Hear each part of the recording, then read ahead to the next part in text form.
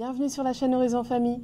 Bon, il paraît qu'il n'y a que les imbéciles qui ne changent pas d'avis, donc ça tombe bien, parce que moi j'ai changé d'avis sur les écrans. J'étais 100% contre les écrans, et puis finalement aujourd'hui je montre de temps en temps des vidéos à mon petit garçon qui a un peu plus de 2 ans. Donc je vais te dire ce que je lui montre, pourquoi, enfin les raisons pour lesquelles je lui montre. Et puis je vais te donner aussi les 2 critères des vidéos qu'il regarde, parce qu'il ne regarde évidemment pas n'importe quoi. Alors là, on est arrivé aux Philippines il y a quelques jours. Donc après l'Australie, on a choisi les Philippines pour retrouver l'Asie, l'ambiance, l'atmosphère qu'on aime tant de l'Asie. Mais je voulais quand même te partager dans cette vidéo, à la fin de cette vidéo, des images de la ville de Perth, qui est dans l'ouest de l'Australie, qu'on a adorée. C'est une ville idéale pour les enfants, je trouve. Il y a beaucoup d'espaces verts. Et puis dans d'autres vidéos, je te partagerai quelques images des Philippines qu'on est en train de découvrir actuellement. Bon, alors les écrans. Je suis toujours 100% convaincue que les écrans ne remplaceront jamais les vraies expériences que peut faire un enfant. Un enfant découvre le monde, découvre la vie à travers des expériences sensorimotrices et il a besoin d'expérimenter. On a beau lui montrer, je sais pas, un chat, un mouton en vidéo, ce sera jamais pareil que s'il l'a vu en vrai, s'il l'a touché avec ses mains, s'il l'a caressé, etc. On aura beau lui montrer une tulipe en photo, ce sera jamais pareil non plus que s'il avait touché les pétales, s'il avait senti l'odeur de la tulipe, s'il l'avait eu en main. Voilà, les films, les photos, peu importe, les vidéos, les écrans de manière générale ne remplaceront jamais ces expériences véritables que vivent les enfants. Ils ont besoin d'utiliser leur sens et c'est en utilisant leur sens que les choses, les expériences s'ancrent dans leur cerveau et dans leur mémoire. Donc ça, j'en ai la certitude, ça ne changera pas. En revanche, je vois quand même un intérêt à montrer des vidéos et des photos aussi sur mon écran de portable à Léo. Et en fait, il y a 2 raisons principales dont je vais te parler là tout de suite. La première raison, c'est pour faire vivre et revivre les expériences qu'il a vécues, pour faire s'ancrer en lui ces souvenirs-là. Par exemple, on a fait un tour en hélicoptère au-dessus du Kings Canyon dans le désert australien. Et ça a été une expérience vraiment très, très forte, une expérience incroyable qu'on a vécue tous les 3. C'était un tour de 5 minutes, mais ça a suffi pour... c'est des émotions fortes parce qu'il y a beaucoup de bruit. Pour Léo, il y a beaucoup de bruit, on s'élève dans les airs. Voilà, il y a beaucoup d'émotions à ce moment-là et il était subjugué. Et donc je sais que c'était un moment très très fort pour lui. Et alors pareil, il a conduit une moissonneuse-batteuse, il est complètement fan de tracteurs. Et donc pour lui, pareil, c'était un moment très fort. Donc, alors la première manière pour nous de faire revivre ces moments-là avec lui, c'est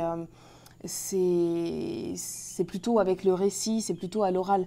On lui reparle de ses expériences, on lui dit « Tu te souviens, quand on est monté dans l'hélicoptère, il a fait tourner les pales, et puis hop, l'hélicoptère a décollé, et puis on s'est envolé dans les airs, etc. » Donc voilà, c'est de cette manière-là, surtout par le récit.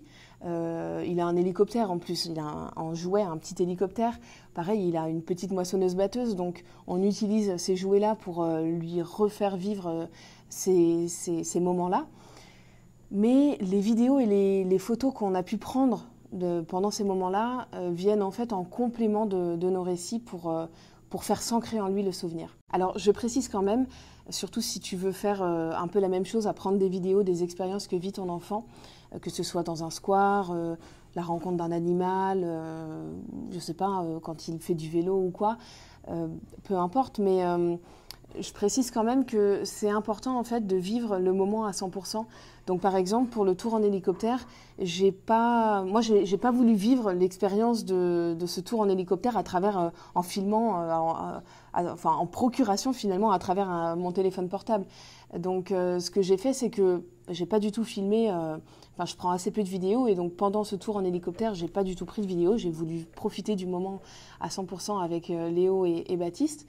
Mais en revanche, ce que j'ai fait, c'est que j'ai pris le tour suivant. En fait, il y avait des gens qui faisaient un tour dans le même hélicoptère que nous, mais après.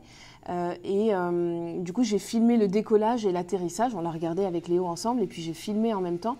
Comme ça, c'est ça en fait que je lui remontre et je lui dis « Tu te souviens, on est monté dans l'hélicoptère et puis il a décollé, etc. » Donc pour lui, ça revient un peu au même si du coup, c'est pas de l'intérieur. Mais je préfère vivre l'événement ou le moment à 100% plutôt que par procuration, en fait. Et la deuxième raison pour laquelle je montre des vidéos à mon petit garçon, c'est parce que pendant ce voyage, on est loin de notre famille.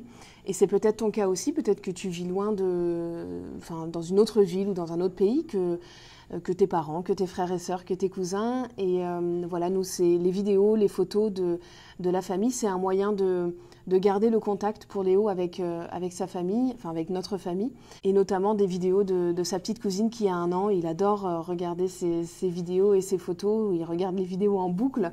Donc ça remplacera jamais le contact humain et les rencontres qu'il pourrait avoir, mais en tout cas ça vient maintenir le lien qu'il y a entre les deux.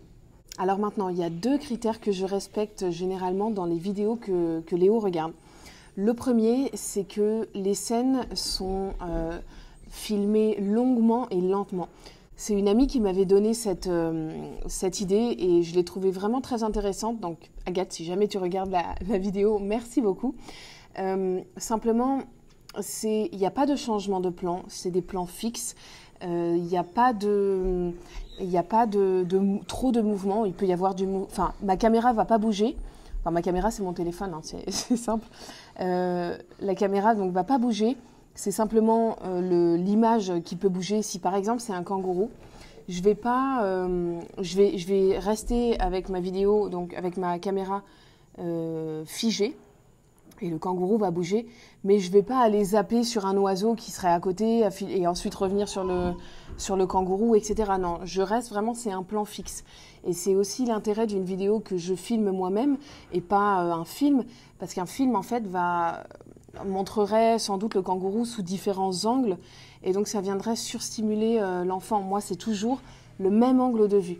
Donc ça vient répondre au besoin qu'a l'enfant ce besoin de répétition pour assimiler les choses. Parce que sinon ça va trop vite. C'est le problème des films à la télé ou des vidéos sur YouTube, etc. qui vont beaucoup trop vite, qui surstimulent l'enfant. Le problème en fait des écrans, c'est l'effet zapping. Il y a une information, puis une autre, puis une autre, puis une autre. Et en fait, ça va beaucoup trop vite pour le cerveau de l'enfant. L'enfant, il a besoin d'avoir une information, de prendre le temps de l'ingérer, de l'assimiler avant de passer à une autre. Et le deuxième critère important, c'est que ce sont des vidéos courtes. Et j'essaye de ne pas lui montrer, de lui montrer toujours la même vidéo dans une même séquence. Ce que je veux dire, c'est que je ne vais pas lui montrer 3 vidéos différentes d'affilée. Je vais plutôt privilégier de lui montrer 3 fois la même vidéo, toujours dans un souci de ne pas le surstimuler et de ne pas lui donner trop d'informations à la fois. Ensuite, il y a une autre question sans doute qui va m'être posée dans les commentaires, c'est la fréquence à laquelle je montre des vidéos à Léo. Il n'y a pas de règle vraiment, des fois ça va être 2 jours d'affilée ou je sais pas 5 jours d'affilée on va dire, tous les jours pendant 5 jours. Parce qu'il y a une expérience qu'il a vécue et qu'il a envie de regarder encore et encore et encore. Mais des fois, il ne va rien avoir, je ne vais rien lui montrer comme vidéo pendant 5 jours et il ne va pas forcément y avoir de manque. Donc, c'est jamais des longues séquences. C'est, comme je t'ai dit, peut-être 4-5 vidéos à la fois. Et ce n'est pas forcément tous les jours non plus. Donc voilà un petit peu dans cette vidéo ce que je voulais partager avec toi, mon expérience, l'évolution aussi de mon expérience puisque j'étais contre les écrans au début et que j'ai changé d'avis. Donc si comme moi, tu te posais des questions quant aux écrans et tu étais contre ou voilà, en tout cas peut-être que l'expérience que j'ai eue avec mon petit garçon peut te donner des pistes de réflexion également. Je l'espère en tout cas. Ce que je voulais aussi préciser, que je n'ai pas précisé plus tôt dans la vidéo, c'est qu'il y a une chose en particulier qui a fait évoluer mon point de vue sur les écrans. Et peut-être que c'est ton cas toi aussi. En fait, au début, j'interdisais tout simplement à Léo de toucher mon téléphone, de le regarder, de l'utiliser, mais même juste de l'avoir en main. Il me voyait dessus, il me voyait le consulter, il voyait aussi les gens de notre entourage consulter leur téléphone. Et il voyait donc que manifestement, il y avait quelque chose d'intéressant là-dedans. Et pourtant, il n'y avait pas droit. Donc j'ai créé en fait une énorme frustration chez lui en faisant ça. J'ai sacralisé le téléphone, ou le smartphone. j'en ai fait un objet littéralement sacré pour lui. Il devait se dire, mais pourquoi ils ont tous toujours le nez fourré dedans alors que moi, j'ai même pas le droit de regarder. Et quand il arrivait devant mon téléphone, généralement, j'éteignais l'écran et je le rangeais. Bon, donc j'ai vu que ça commençait à poser problème. On sait que quand on donne un interdit à un enfant, la seule chose qu'il a envie, c'est de le braver. C'est pour ça que je réduis au maximum les interdits avec Léo, mais en l'occurrence, sur ça, je n'avais pas fait l'impasse. Enfin, je voulais lui interdire. Mais en fait, la première mesure, entre guillemets, que j'ai prise, c'est de réduire tout simplement l'utilisation de mon téléphone. Donc je l'utilisais très peu, en tout cas très peu en sa présence. Quand j'avais besoin de l'utiliser, j'allais dans une autre pièce où j'attendais tout simplement d'être seule pour le faire. Et donc, bon, c'était pas plus mal hein, pour moi. Je trouve que j'utilise assez peu le téléphone, mais bon, finalement, j'utilisais sans doute déjà trop. Et bon, par contre, je pouvais pas demander à tout notre entourage de faire comme moi. Enfin, je veux dire, je peux pas imposer ça aux gens. Donc Léo continuait évidemment de toujours voir des téléphones partout et de toujours trouver ça très très intéressant. Et puis j'ai réalisé que on pouvait pas non plus aller contre son temps. En plus, j'ai un téléphone portable moi-même, donc c'est un petit peu contradictoire. Je veux pas subir l'utilisation de l'usage du téléphone et je veux pas que Léo la subisse non plus. En revanche, je veux pas non plus être réfractaire à l'utilisation du téléphone. Enfin, on peut pas aujourd'hui, on peut littéralement pas être réfractaire.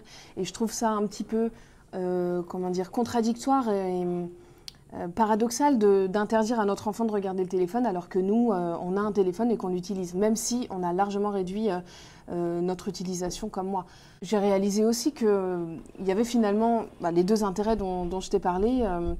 À montrer à Léo des vidéos et des photos, mais à condition, évidemment, qu'on en fasse une utilisation intelligente, que ça reste ponctuel, que ça vienne évidemment pas remplacer les expériences qu'un enfant peut vivre et doit vivre à travers ses sens. Voilà pour cette vidéo. N'hésite pas à me laisser un commentaire. Dis-moi un petit peu aussi où tu en es dans ta réflexion par rapport aux écrans et quelle utilisation tu fais des écrans avec tes enfants, quel type de vidéos tu lui montres ou si tu lui en montres pas du tout, comment tu gères ça. Parce que moi, c'est vrai que j'ai été confrontée à l'intérêt de Léo par rapport au téléphone et de lui interdire, ça a sacralisé la chose.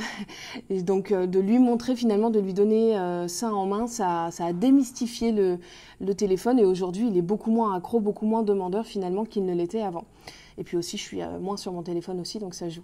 Mais donc dis-moi un peu toi où tu en es, ça peut donner des pistes à d'autres parents et puis à moi aussi. Donc voilà, n'hésite pas à cliquer sur la petite cloche qu'il y a sur l'écran en fait d'Horizon Famille, sur la chaîne YouTube Horizon Famille, pour être alerté des dernières vidéos que je publie. Sur ce, je te souhaite une excellente journée et je te donne rendez-vous très bientôt. Salut!